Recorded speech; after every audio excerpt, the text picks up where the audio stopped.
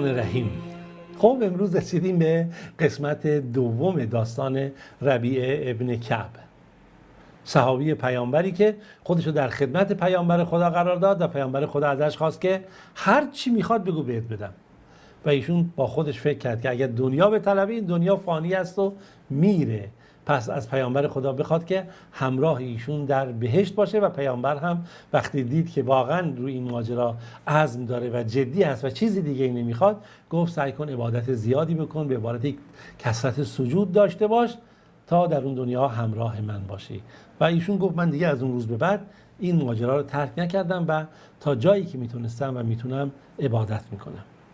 اما از اون داستان زیاد نگذشت، از داستان اونچه که پیامبر خدا صلی الله علیه و آله به ربیعه ابن کعب گفته بود و اون دعایی که از پیامبر خواست. بعد پیامبر رو صدا زد ربیعه ابن کعب رو، گفت ربیعه، گفت چیه؟ گفت نمیخوای ازدواج بکنی؟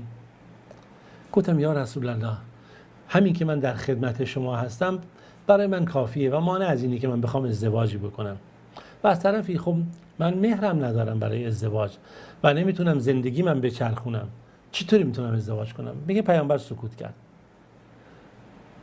دوباره پیامبر منو دید، گفت ربیعه نمیخوای ازدواج بکنی؟ باز منم دوباره همون صحبت رو که در جوابی که در جلسه اول داده بودم، همون جواب پیامبر دادم که من مشغول خدمت به شما هم، از طرفی چیزی ندارم، مهری ندارم، دنیایی ندارم، زندگی خودم رو نمیتونم بچرخونم، چطوری میتونم زندگی زن و بچه جایی بگردونم؟ جایی هم ندارم. اما بعد از این جریان که دوم پیامبر این سوال از من کرد، با خودم خلوت کردم، فکر کردم نگاه کن، پیامبر خدا حتما این خیلی در این ماجرا میدونه، تو چرا داری سنگ اندازی میکنی نمیاری؟ اگه دوباره پیامبر بگو گفت میخوای ازدواج بکنی، بگو بله یا رسول الله میخوام ازدواج بکنم. پیامبر خدا که تو بهتر میدونه شرایط رو، تو رو، حال تو رو، دیگه چرا دیگه بهانه میاری، نک و نوک میاری؟ اگه دوباره پیامبر خواست، بهش میگم چشم، بله رسول الله من ازدواج میکنم، هر جایی که شما دوست دارید. میگه زیاد طول نکشید که دوباره پیامبر خدا صلی الله علیه و آله رو به من کرد، گفت ربیعه نمیخوای ازدواج بکنی؟ گفتم چرا رسول خدا، چرا نخوام ازدواج بکنم؟ اما کی به من زن میده؟ و شما هم که میدونید که شرایط من چگونه است. گفت اشکال نداره، برو خونه فلانی و بهشون بگو که رسول خدا صلی الله علیه و آله به من فرمان داده تا شما دخترتون رو اگر موافقید به من بدید. خب میگه من هم رفتم خونه اونها در حالی که خیلی با شرمندگی و حیا و فلان و در زدم و بالاخره رفتم. گفتن چیه؟ گفتم پیامبر خدا صلی الله علیه و آله مطلبی رو فرمودن. گفتن چیه؟ گفتم ما رفتیم اونجا. گفت چیه؟ گفت رسول خدا صلی الله علیه و آله گفته که اگر شما میشه فلانی دخترتون رو به من بدید. گفتن منظور اون دخترمونه؟ گفتم بله اون دخترتون که مثلا اسمشو پیامبر برده. گفتن اشکال نداره، خوش اومدی، تو فرستاده پیامبر خدا صلی الله علیه و آله هستی، هم ما بر پیامبر خدا صلی الله علیه و آله درود و رحمت میفرستیم و خوش آمد میگیم و هم بر فرستاده پیامبر خدا صلی الله علیه و آله، هیچ اشکالی نداره. ولی این رو بدون که دیگه ما حتما کسی رو که پیامبر خدا به نزد ما فرستاده بر نمیگردونیم، یعنی ما تو رو قبول میکنیم و هیچ مشکلی نیست و تو میتونی بیای و این دختر ما رو عقد کنی. قبول کردند و دیگه میگه منم خوشحال اومدم پیش پیامبر خدا صلی الله علیه و آله. یا رسول الله من رو فرستادی پیش یک بهترین خانواده‌ای که تا حال من میشناختم که چه انسان‌های نیکی بودن، حرف منم قبول کردن، به منم خوش آمد گفتن و گفتن که بله ما دخترمونم به عقد تو در میاریم. اما یا رسول الله من مهر رو چیکار کنم؟ من که مهر ندارم. میگه پیامبر خدا صلی الله علیه و آله بریده ابن خصیب رو خواست که یکی از بزرگان قبیله بنی اسلم بود. گفت بریده سعی کن برای ربیعه مقداری طلا به اندازه فرض کن یک دانه هسته چیزی که مثلا در حد اندکی باشه طلا جمع بکن از بین مسلمانان که این بتونه به عنوان مهر همسر خودش بده. این تصاویر رو داشته باشید، خیلی عجیبه. ای کاش که ما هم امروز این حس رو داشتیم برای جوانان خودمون، از دختر پسر اینها رو حمایت مالی می‌کردیم، حمایت کاری می‌کردیم، از نظر مسکن، مراسم، تا اینها هم بتونن ازدواج بکنن. دختر پسر، دختر خوب برای پسر خوب، پسر خوب برای دختر خوب. ای کاش که این شعور رو داشتیم و اموال و داراییمون فقط خرج جاه و جلال و شکوه و اسراف و اطراف نمی‌کردیم. خلاصه میگه که پیامبر خدا به بریده گفت که مقداری طلا جمع کن، اون هم جمع کردند و بریده بن خصیب بعد پیامبر گفت که خب این مقدار طلا رو ببر بهشون. گفت اینم مهریه که من میتونم بدم، مهر دخترتون. که بالاخره میگه من رفتم پیششون و این مهر رو بهشون دادم، اینها هم قبول کردن، راضی شدن، گفتن تازه برای ما خیلی هم زیاده، چرا که پیامبر خدا صلی الله علیه و سلم یک جوان مؤمنی رو فرستاده بود. بعد اومدن پیش رسول خدا صلی الله علیه و سلم، گفتن یا رسول الله نظرتون چیه؟ من این قوم خیلی به من اکرام کردن، خیلی احترام کردن و واقعا من خجالت میکشم، این مقدار اندک طلا رو خیلی دادم بهشون، میگن خیلی زیاده. بعد حالا از کجا من میتونم ولیمه عروسی، غذای شب عروسیمو فراهم بکنم؟ اینو چیکار کنم؟ میگه پیامبر صلی الله علیه و سلم باز به بریده گفت نگاه کن، براش پول جمع کنید که حداقل یک گوسفندی بخرید، این گوسفند رو براش بکشید، گوسفند چاقی. میگه اینا هم پول جمع کردند و یک گوسفند چاقی برای من خریدن. بعد پیامبر خدا صلی الله علیه و سلم میگه به من گفت برو پیش عایشه ام المؤمنین، عایشه رضی الله عنها، برو بهش بگو که پیامبر گفته که هر چی از بالاخره گندمی چیزی داری برای ما بده تا من برای خرج غذای ولیمه عروسی خودم اون رو خرج بکنم. اینها میگه رفتم پیش ام المؤمنین عایشه، عایشه هم 7 تا سا اون کیلو پیمانی که نزدیک 2 کیلو میشه تقریبا، میگه به من داد، از جویی که داشتن سا شعیر به من داد و گفت قسم به خدا دیگه بیشتر از این پیش ما چیزی نیست.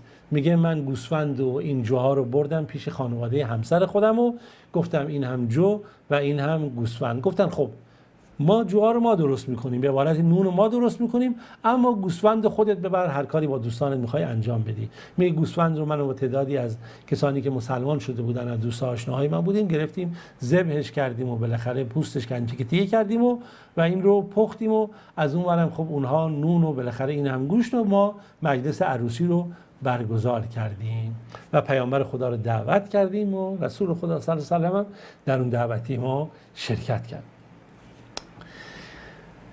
میگه رسول خدا صلی الله علیه و سلم بعد از مدتی اومد به من یک زمینی رو هدیه داد، یک زمینی رو هدیه داد، کنار زمین ابوبکر صدیق بود و دیگه حالا میگه دنیا به سراغ من اومده بود و دیگه من هم بالاخره از دنیا چیزی داشتم، تا اینکه مدتی گذشت بین من و ابوبکر سر این زمین چون همسایه بودیم یه اختلافی پیش اومد. یک اختلافی پیش اومد به خاطر یک درخت خرمایی که بین زمین من و بین زمین ابوبکر بود.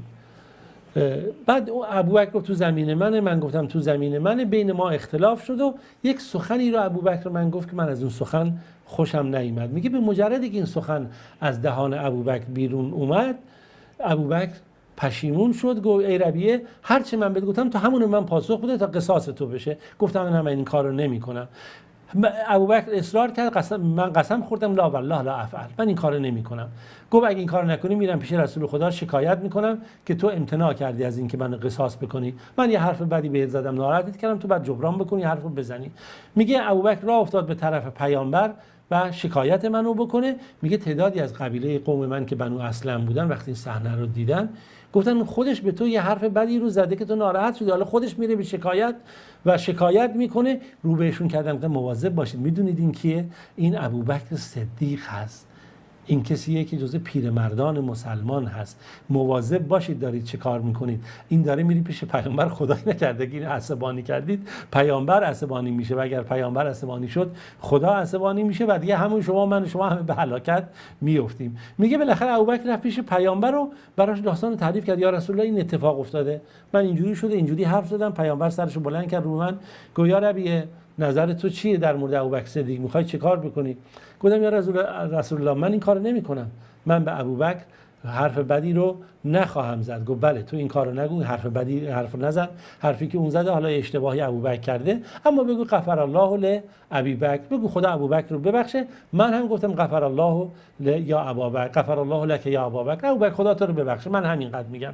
میگه ابوبکر رفت در حالی که چشمانش پر از اشک بود و میگفت خداوند به تو جزای خیر بده ای ربیعه، خداوند به تو جزای خیر بده ای ربیعه.